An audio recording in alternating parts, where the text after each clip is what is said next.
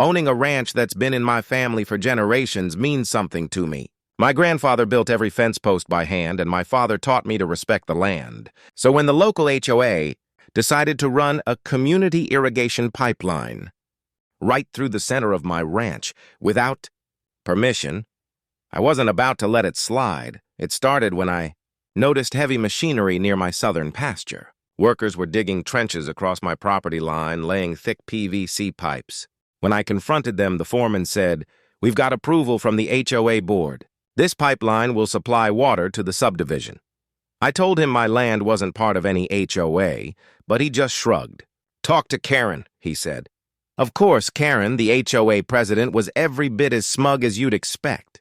"We assumed you'd cooperate," she said, smiling like she owned the valley. "This project benefits the community. You can't stand in the way of progress." I reminded her she was trespassing and violating private property laws. She waved a folder in my face, claiming she had county permits. I knew better. Those permits didn't cover my land. By the time I got back from town with a copy of my deed, the pipeline was buried and running water. My cattle couldn't graze near the trench, and part of my irrigation system was blocked. That's when I decided to handle things my way. I followed the line until I found the main valve junction, right by my north field.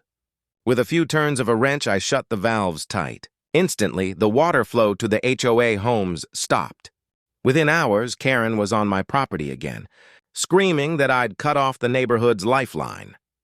I calmly handed her a cease and desist order I'd drawn up with my attorney, reminding her she was using stolen infrastructure on private land. The next morning, sheriff's deputies arrived, not for me, but for her. Turns out the HOA hadn't secured a single legal right-of-way. The county forced them to remove the entire pipeline at their own expense.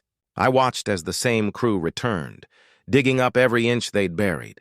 Before they left, I welded a sign to the old valve housing, "Private property. Trespassers will pay for the pipe." Karen hasn't so much as driven past my fence since.